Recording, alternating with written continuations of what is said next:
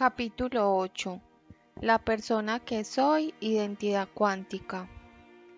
Desde lejos, desde el atardecer y la mañana, y más allá de los 12 vientos del firmamento, la sustancia de vida que me dejó soplo aquí, donde estoy. Hausmann, un muchacho de Israel. Aquí estoy yo, mi cuerpo constituido por elementos que alguna vez fueron polvo de estrellas, sacado de los rincones lejanos del universo para encarnar. Aún se da brevemente el papel que es únicamente mío, mi alma, una cosa que puede respirar en la enormidad de tales orígenes que inspiran temor. Pero ¿quién o qué es este? Yo, que creo que soy. En este momento, si dirijo mi atención hacia mí misma, me siento muy segura de que existo como persona, que hay algo que es correcto llamar yo. Este algo posee su propio punto de vista, sus propios proyectos, sus propias relaciones. Pero, ¿tengo razón para estar tan segura o soy quizás víctima de una ilusión, lo que los budistas calificarían la ilusión del yo?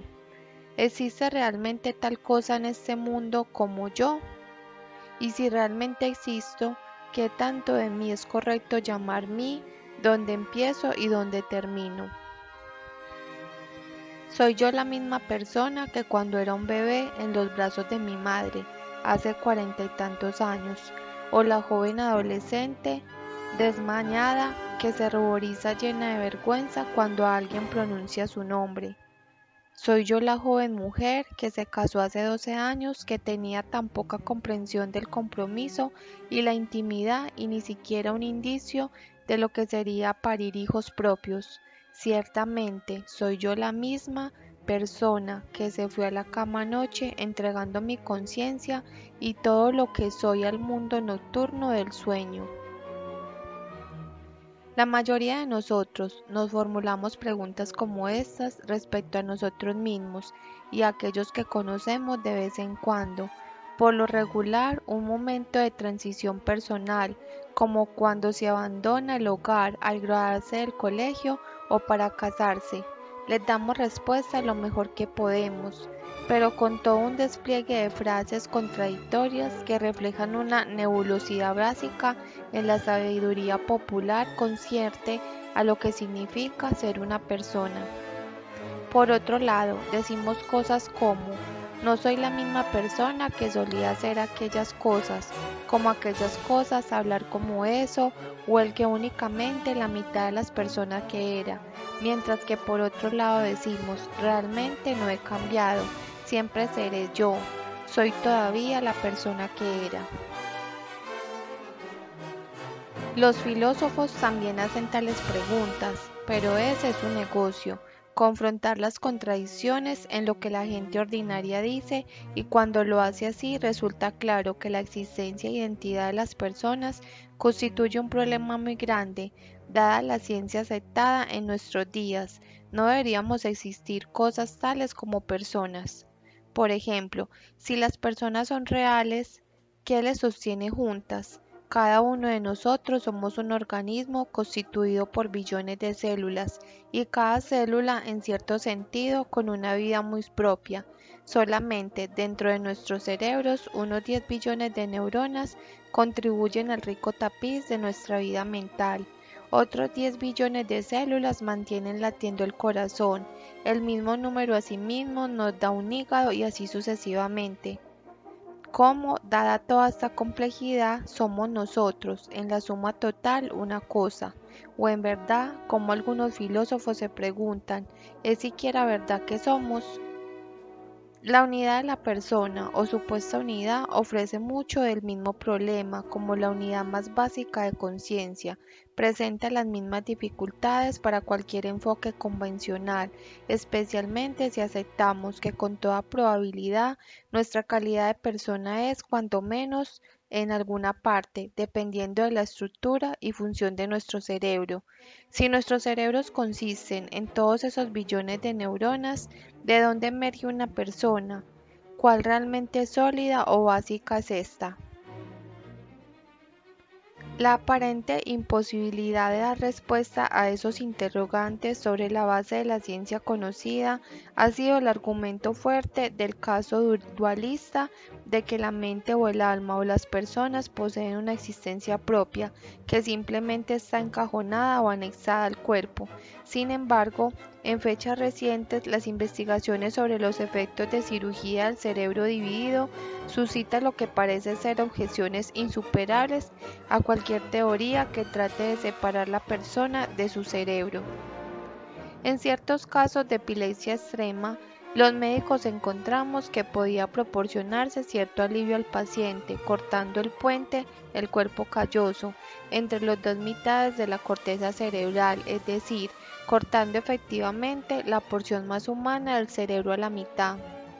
Durante muchos años, esta operación parecía no tener efectos colaterales particularmente desagradables, pero cuando la persona que se sometía a ella se veía eventualmente sujeta a pruebas en su laboratorio psicológico, los resultados eran dramáticos, como cierto cirujano lo expresó.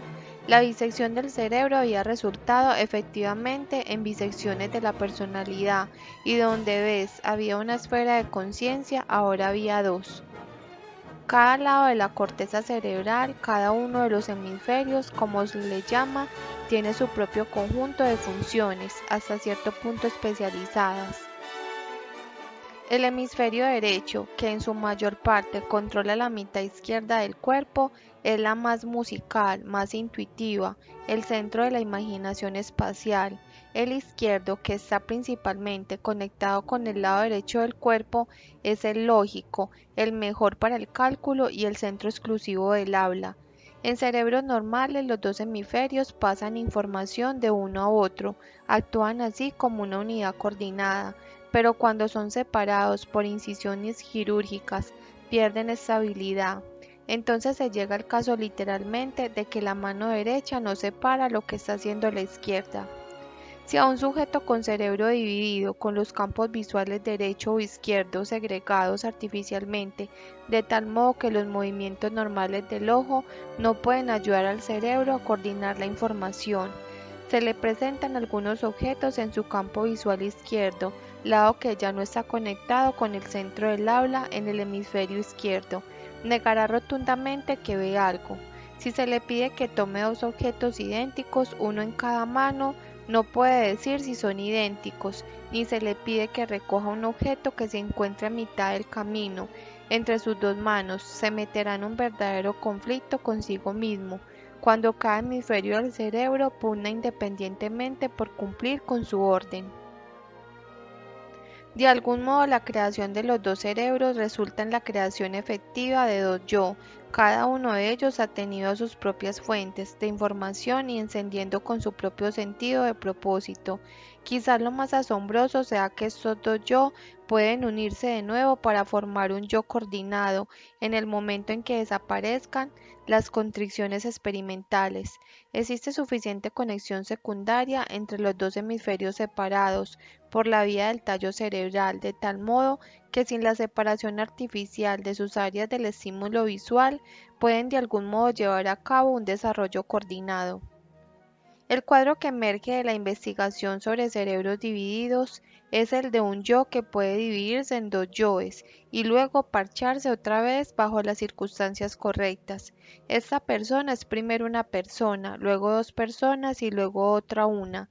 Estos hechos ofrecen implicaciones muy grandes para todas las cuestiones de identidad personal y deben hacerse pensar de nuevo en cualquiera de las ideas y nociones que pudiéramos haber tenido respecto al significado de nuestra calidad de persona. Para algunos filósofos, esta es la prueba que se necesita para presentar un caso que no solo permite que el yo se reduzca enteramente a la mecánica del cerebro, sino para expresarlo de un modo más contundente. La existencia y continuidad de diversos estados cerebrales son todo lo que significa el yo en primer lugar. Si los casos de cerebro divididos hacen resaltar el hecho de que en circunstancias extremas el yo parece ser realmente nada más que la coordinación de dos subyoes, entonces en gente ordinaria la unidad que pensamos de la mente es únicamente, según las palabras de Thomas Nagel, una enumeración de tipos de integración funcional que se tipifican, y agrega: es posible que la idea simple y ordinaria de unidad personal llegara a parecer peregrina algún día, cuando las complejidades del sistema de control humano sean más claras y lleguemos a estar menos seguros de que es algo muy importante que seamos uno. Derek Party de Oxford, probablemente el filósofo aún vivo más importante que haya escrito sobre el problema de identidad personal, se expresa con mayor moderación que Nagel, pues dice: dado lo que ahora sabemos, lo que yo realmente soy es mi cerebro, según este punto de vista, además, soy esencialmente mi cerebro. La identidad personal no es lo que importa, la identidad personal simplemente implica ciertos estados de conexión y continuidad. La persona que yace en mí y que yo siento que soy yo misma es sencillamente una quimera. No hay tal cosa como identidad personal. No es un hecho más profundo que sea un yo duradero. Yo no existo. Hasta cierto punto, la negación de Parfit de una identidad personal duradera no es sino una reminiscencia de negaciones similares hechas por existencialistas continentales, particularmente por Heidegger y Sartre, cuya conclusión de que en el fondo del yo hay un nada, soy la base nula de una nulidad.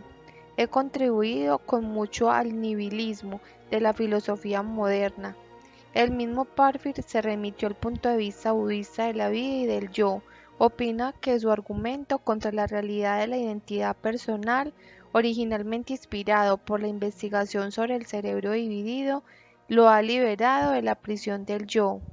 Cuando creía que mi existencia era tal hecho adicional, parecía estar aprisionado en mí mismo, mi vida parecía como un túnel de vidrio, y a través del cual me estaba moviendo con más rapidez cada año, y al final del cual nada más había que oscuridad. Cuando cambié mi opinión, las paredes de mi túnel de cristal desaparecieron, ahora vivo en el aire abierto. El sentir de Perfit es similar al de los escritores de la física del quantum, Friedrich Capra, Gary Yuba, que le remiten el punto de vista budista de la materia y quieren liberarnos de la prisión de las partículas, como Zucker arguye. Los fotones no existen por sí mismos, todo lo que existe por sí mismo es un total no roto que se nos presenta como marañas, más patrones, de relaciones. Las entidades individuales son idealizaciones que son correlacionadas hechas por nosotros. La nueva física nos suena muy semejante al antiguo misticismo oriental. Sin embargo, yo quiero decir que insistir en encontrar un paralelismo entre la física moderna y el misticismo oriental distorsiona nuestra percepción de la materia, exactamente como el estar atraído demasiado hacia el punto de vista budista de la identidad personal distorsiona nuestra percepción del yo. Ambos expresan un deseo de trascender la separación de las cosas y nuestro yo, una rebelión emocional contra la externalidad de las cosas y un vehemente anhelo de escapar a la carga de la conciencia del yo, como dice Arthur en su Great Chain of Being, la gran cadena del ser. Al proceder de este modo dejan fuera todo un lado tanto de la realidad como de la existencia humana. El tiempo en que todo lo que existe por sí mismo es un total no roto, cuando todas las cosas son posibles y todo es igualmente real o irreal, es un tiempo de prenacimiento, un tiempo antes del principio del tiempo y de un mundo con historia, con elecciones, oposiciones y conflictos. Es el tiempo del sueño, de los aborígenes, el uroboro de Jung o el sentimiento oceánico de Freud. El tiempo de vida en el vientre de nuestra madre es una etapa en el desarrollo de la conciencia humana, así como en el desarrollo de cada conciencia individual. Pero en la vida real, al igual que en todos los mitos de la creación, existe un momento de nacimiento, un momento en que Dios separó la luz de las tinieblas, o en términos de la física moderna, un momento en que la función de onda cuántica sufrió un colapso. Las partículas existen y nosotros también existimos. Si no existieran una multitud de cosas que damos por supuestas respecto a nuestro mundo, la naturaleza, nuestra lógica de sujeto-predicado, la base total de nuestra moral tendrían que ser diferentes. Los individuos, tanto los de una partícula como los de las variedades humanas, hacen que las cosas ocurran, tienen responsabilidades. En ambos extremos de existencia, el microscopio y lo humano, los individuos son los puntos focales de los sucesos y sus diferenciaciones. Como dice mi hija de 5 años, muy razonablemente, si todos fuéramos lo mismo, nos sentiríamos muy confusos. Si las partículas fueran todas lo mismo, la naturaleza sería muy confusa, ciertamente. Considerando todas las cosas, si adoptamos un punto de vista cuántico del yo, la naturaleza de la identidad en el reino de las partículas elementales tiene muchísimo que decirnos respecto a nuestra propia identidad, más personal, especialmente respecto a la dinámica por la que el yo puede ser dividido, como en la investigación del cerebro dividido, y todavía debe ser el yo en algún sentido que tenga significado. Ciertamente, los fenómenos del cerebro dividido son pruebas de que el yo no es un total eterno e indivisible, como afirmaba Descartes, ni las partículas son pequeñísimas bolas de billar, sólidas o individuales, como lo suponía la física de Newton. Tanto los yo como las partículas son muy fluidos, que eso y ambos un poco más mutables, fluyen dentro y fuera de la existencia, ahora tranquilas y solitarias, ahora cansándose con otros yoes o partículas, ahora desapareciendo en su totalidad, burlándonos con sus formas danzarizadas y sus sombras.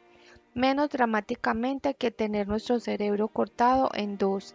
La mayoría de nosotros hemos pasado por la experiencia común de tener yoes dentro de nosotros mismos, de tener bolsas de conciencia que parecen haber dividido temporalmente de la corriente principal de la conciencia, o hasta lados totales de nosotros mismos a lo que las raras veces echamos una mirada.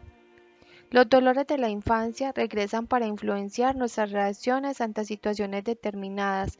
Recuerdos traumáticos pueden apoderarnos de nosotros de pronto y atraparnos en algún suceso del pasado. El lado convencional de alguien puede vestirse con ropa convencional, apegarse a una rutina de trabajo y tener un círculo de amigos igualmente convencionales, mientras que su lado rebelde puede rehuir la responsabilidad, inclinarse por los jeans azules y las camisolas negras y tener amistad con una variedad de amigos excéntricos. Cualquier reunión de los dos lados puede ocasionar una situación embarazosa. Los psicoterapeutas están muy familiarizados con esta dinámica interna del yo y a menudo hacen que sus pacientes establezcan conversaciones entre sus diversos subyoes, con objeto de traer estos más plenamente dentro de la corriente de la conciencia.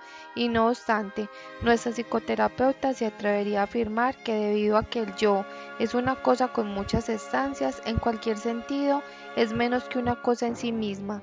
Es simplemente que el yo debe definirse en términos nuevos, los cuales pueden tomar en cuenta su naturaleza compuesta, sin negar su sustancia.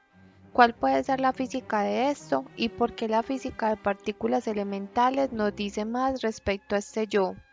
Al dar respuesta a sus interrogantes podemos comenzar a ver por primera vez los contornos del yo cuántico y por qué se trata de un concepto revolucionario.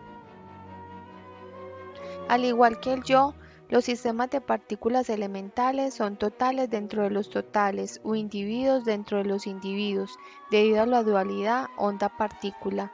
Los miembros componentes del sistema de partículas llevan en todo momento las propiedades tanto de ondas de partículas en su aspecto de partícula y poseen la capacidad de ser algo en particular que puede concretarse aún cuando sea brevemente y solo un poco. En su aspecto de onda tiene la capacidad de relacionarse con otros individuos a través del traslape parcial de sus funciones de onda. Mediante sus relaciones, sus funciones de onda en traslape, algunas de sus cualidades se funden de tal modo que se forma un nuevo total.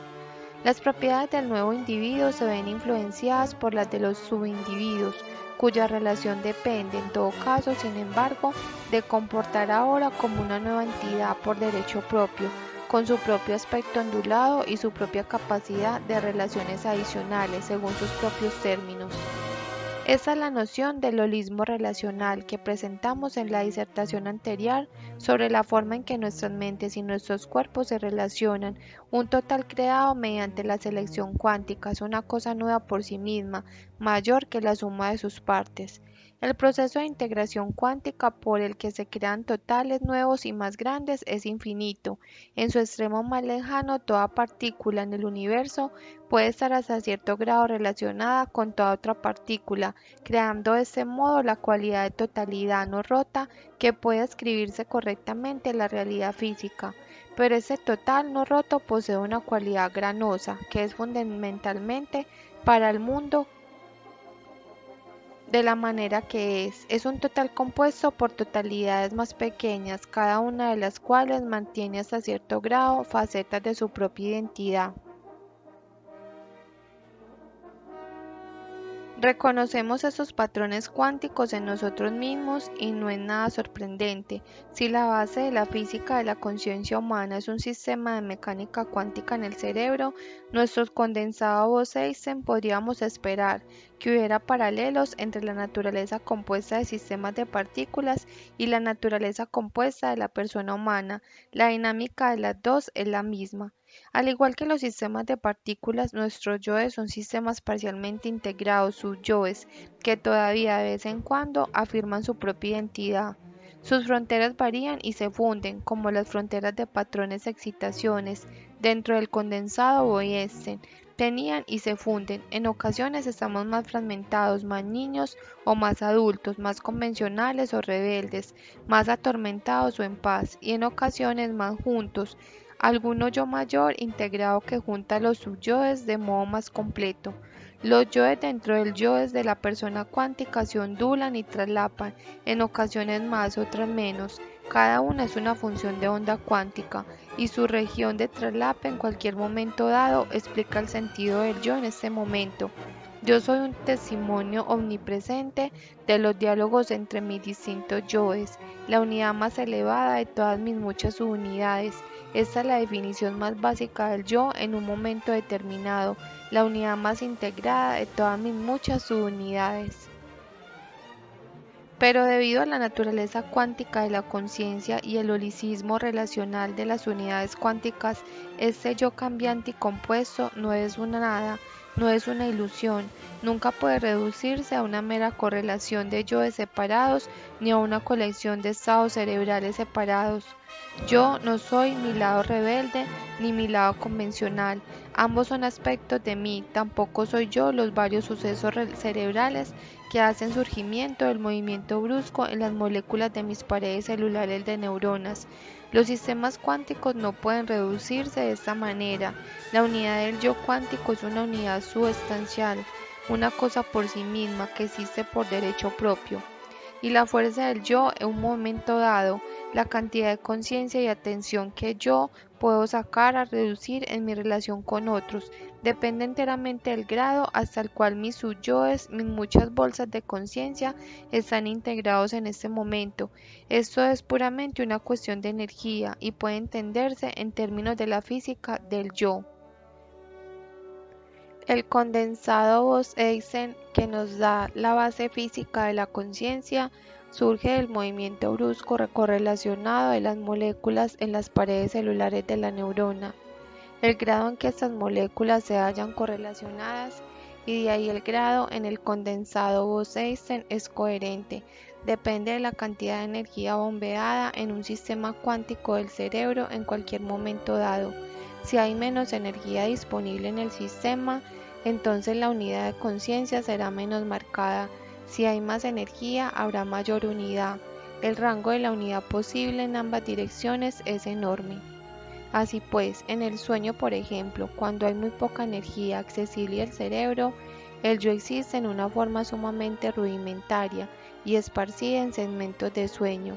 Algunas personas tienen lo que se conoce como sueños lúcidos, durante los cuales hay un yo allí, mirando todos los sueños y dándose cuenta de que está soñando.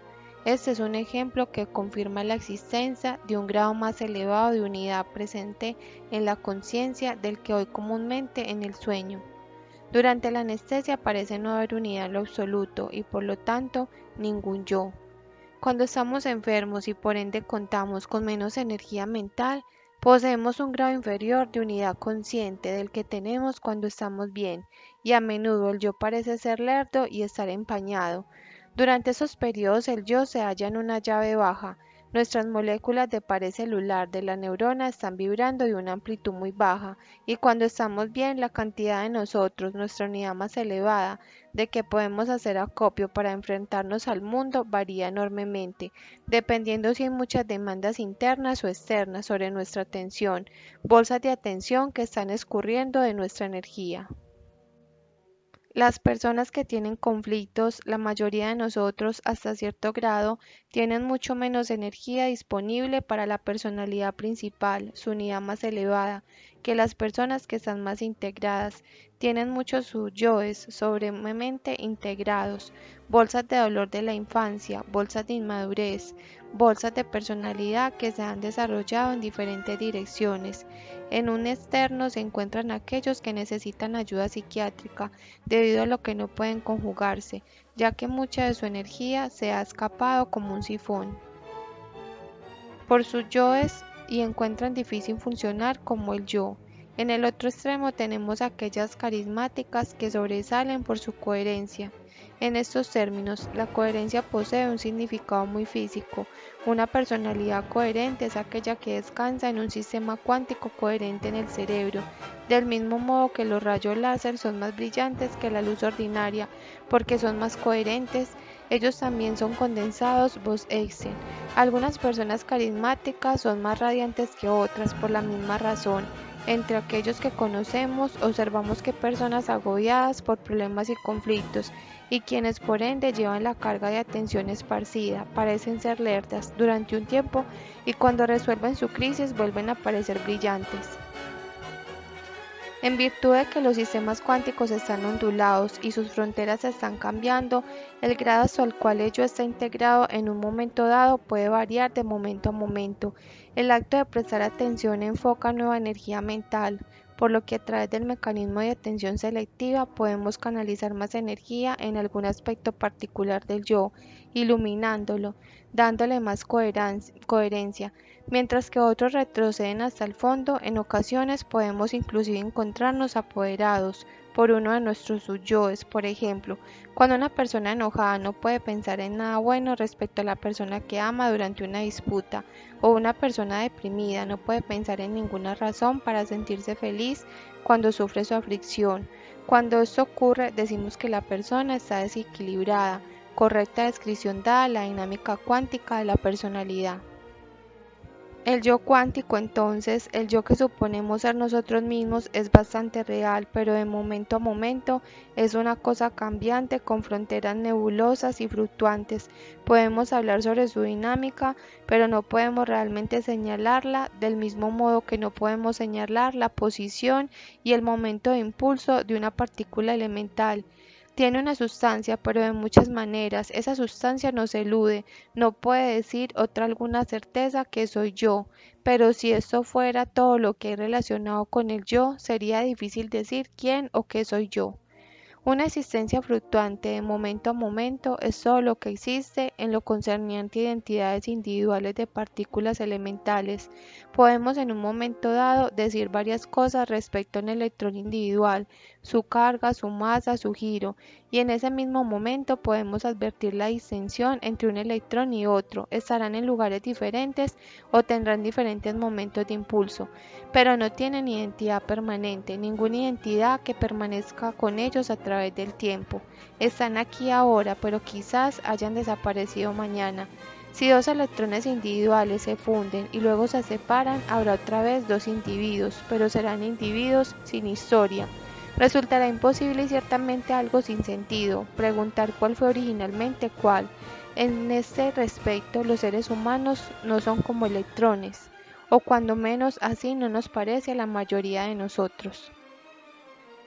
Los electrones, al igual que otras partículas elementales, son cosas en extremo simples, poseen muy pocas características por las cuales pueden distinguirse, y lo más importante de todo, no tienen memoria.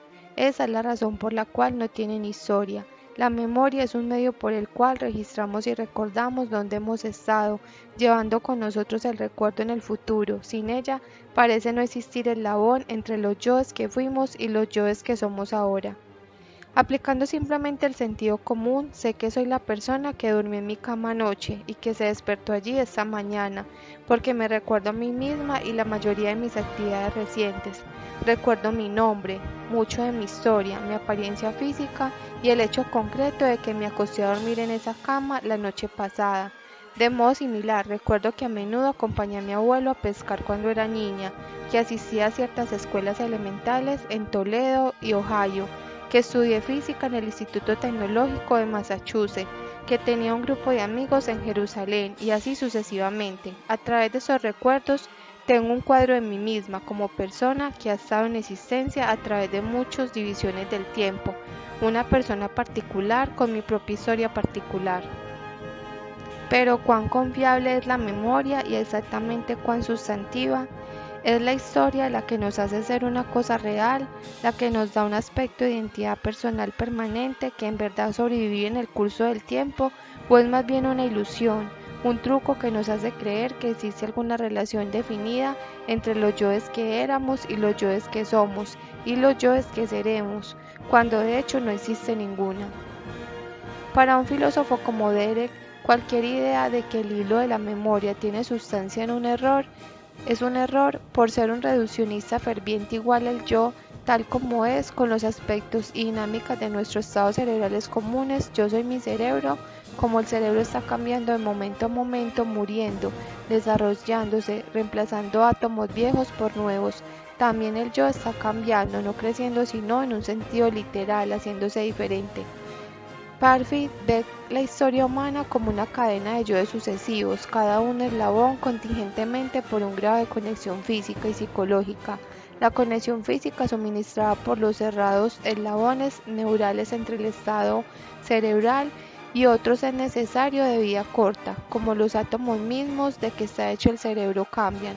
La conexión psicológica suministrada por la memoria se halla igualmente a merced de una cosa fugaz, disminuyéndose o se destruye la memoria y disminuiremos o destruiremos la conexión entre los yoes. Desde este punto de vista, la memoria y el yo están separados, y cada yo sucesivo está separado de todos los precedentes y los sucesivos. Hablando de nuestros yoes presentes y futuros, Parfit comenta: si yo digo ese no seré yo, sino uno de mis futuros yoes, no quiero implicar que yo seré ese futuro yo. Él es uno de mis yoes ulteriores y yo soy uno de sus yoes anteriores. No existe una persona que seamos ambos. El subrayado es mío. Dada la imagen de la memoria como un hilo que eslabona los yoes sucesivos, como una función del cerebro que registra los estados cerebrales de hoy y los trae a nosotros mañana, parecería que es muy poca la sustancia que une el yo a través del tiempo, pero esta perspectiva total del yo y de la memoria es demasiado newtoniana, retrata yoes sucesivos como si fueran muchas partículas disparadas por el cañón del tiempo. Esta es una única perspectiva posible para aquellos que piensan que existe un eslabón entre el yo y su cerebro en términos clásicos, y de ahí un reduccionista, pero con una perspectiva cuántica del yo y una comprensión cuántica de la memoria, el cuadro total cambia radicalmente. Al discutir el yo cuántico y su necesaria relación con lo que yo llamaré memoria cuántica, sería bueno recordar el diagrama que muestra cómo el yo emerge de todos los muchos tipos de información alimentada en el estado básico de conciencia, nuestro condensado Bose-Einstein. La parte de la ilustración se llama estado presente de conciencia, representan yo en cualquier momento dado y el yo como es ahora. De acuerdo con los psicólogos, ahora el espacio presente de William James es una longitud de tiempo que dura cualquier lapso hasta 12 segundos y representa la respiración de la experiencia que nuestra conciencia puede dirigir como un total unificado. Para un yo cuántico, el ahora está compuesto de los yoes ya existentes, pero siempre fluctuantes, de nuestros yoes como éramos antes de ahora, y de varios insumos del mundo externo, nueva experiencia, cada uno de los cuales forma su propio patrón de onda sobre el estado fundamental de conciencia. El condensado de Bose-Einstein, la identidad personal sobre una base de momento a momento, está formada por el traslape de la función de onda, de todas aquellas cosas que ocasionan que aparezcan rizos y patrones en el condensado, nuestros pensamientos, emociones, recuerdos y sensaciones. Cuando la hora se desvanece en el pasado, el yo que éramos entonces queda registrado en el sistema de memoria convencional del cerebro, como un recuerdo del pasado. Se convierte en un nuevo juego de neuronas, las que a su vez pueden alimentar patrones de energía de regreso en el condensado. Este es el sentido que se denomina comúnmente la memoria, el tipo de que habla Parfit y otros filósofos, pero sobre un punto de vista cuántico, el yo que fui hace un momento está también tejido en el siguiente ahora, en mi yo futuro, por el traslape de su propia función de onda, con todas las nuevas funciones de onda, apareciendo nada más como el resultado de la nueva existencia. En la física cuántica, los sistemas de partículas pueden traslaparse tanto en un tiempo como en un espacio. Así pues, cada yo que fui, momento por momento, está absorbido en el momento siguiente y casado con todo lo que está por venir, casado tanto con los viejos recuerdos en el sentido convencional de memoria, cuando son alimentados de regreso al condensado, como son las nuevas experiencias. La dinámica de este diálogo entre el pasado y el presente se ve muy parecida a la de las funciones de la onda, de dos partículas elementales que se traslapan para formar un nuevo sistema cuántico. Únicamente que en este caso lo que se está formando es un nuevo yo cuántico. Este tejido del yo de momento a momento, cuando las funciones de onda de los yoes pasados se traslapan con funciones de onda del yo presente, es lo que yo llamo memoria cuántica. Es un eslabón necesario y definitivo entre nuestros yoes pasados, presentes y futuros, y nos da el mecanismo por el cual tenemos una identidad personal que perdura a través del tiempo. Yo soy en parte la persona que fui ayer, porque esa persona se halla ahora tejida en la tela de mi ser, en términos de mecánica cuántica. El pasado ha entrado en una fase de relación con el presente, por lo tanto el pasado como el presente producen funciones de onda en el estado básico de conciencia. La memoria cuántica es algo más que solo un recuerdo de hechos, imágenes y experiencias. Alguien podría olvidar todas estas cosas, olvidar toda su historia como lo hacen ciertas personas infortunadamente, y sin memoria cuántica su diálogo vivido con el pasado, su identidad personal todavía estaría intacta, accesible a todos sino a sí mismos. Si se destruye el proceso de memoria convencional de tal modo que perdiera su actitud para registrar nuevas experiencias, el proceso de memoria cuántica se interrumpiría. Funciones a través de la memoria convencional, nuestros yoes pasados que se están alimentando de nuevo con el sistema cuántico del cerebro y sin su aportación al diálogo entre el presente y el pasado, no puede continuarse creciendo, pero el yo no estaría en este caso enteramente perdido, su crecimiento estaría atrofiado y se quedaría pegado al tiempo, pero algo de él quedaría. Los psicoterapeutas están muy familiarizados con el proceso de la memoria cuántica, aunque la mayoría se sienten sorprendidos cuando se les dice eso por primera vez. La física por lo cual las funciones de onda de nuestros yoes pasados pueden traslaparse y ahí integrarse con el yo presente. En la física por la cual los psicoterapeutas hacen sus pacientes es revivir experiencias pasadas en el ahora, sacándolos así de su aislamiento y sus aflicciones y casándolos con el presente. Ese momento de introspección psicoanalítica durante el cual el pasado está ahora y tanto el pasado como el presente se transforman es por completo diferente a un simple recuerdo intelectual de sucesos pasados. Dicho en términos cuánticos, la función de onda de un momento pasado revivido se traslapa con la función de onda de la hora y los dos se unen para formar un nuevo camino hacia adelante. La persona aumenta su perspectiva y se hace más coherente. De este modo, a través de la memoria cuántica tomamos el pasado y lo hacemos nuestro en el presente, reencarnamos el pasado, todos nuestros yoes anteriores, dándole nueva vida y en una forma nueva. Esta es la base física de la salvación y de la creatividad. También nos da una nueva introspección en la eficacia física del ritual, comidas tradicionales como el pavo de Navidad, el cordero de Pascua, rituales religiosos como la comunión y el sacar el Tora del arca, rituales de nacimiento y remembranzas, etc. Cuando observamos los rituales, sacamos el pasado que está organizado por el ritual y por todas nuestras observaciones pasadas en él. Lo traemos al presente y lo integramos con nuestra experiencia en este momento. Mediante la observación del ritual, volvemos a creer y a revivir el pasado. Al revivir momentos pasados, el yo cuántico es creativo en dos frentes. Por un lado, reencarna el pasado dándole vida renovada y significado, y por el otro, vuelve a creerse a sí mismo en todo momento. Derek tiene razón al hacernos ver que la identidad personal permanente es imposible, según los antiguos términos cartesianos o newtonianos, dado lo que ahora sabemos sobre los cerebros y de la dependencia del yo sobre ellos. No hay modo que pudiéramos aceptar la idea del yo como una cosa fija, definida e indivisible, que perdure inmutablemente a través del tiempo. Pero al desechar el yo newtoniano no nos quedamos sin yo.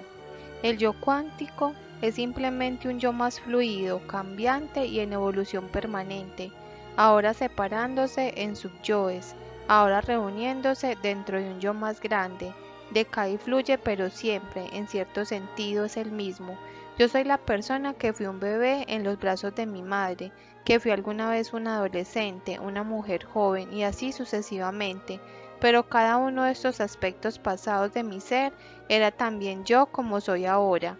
Mi pasado revivido no puede ya separarse de mi presente y mi presente no puede separarse de mi pasado.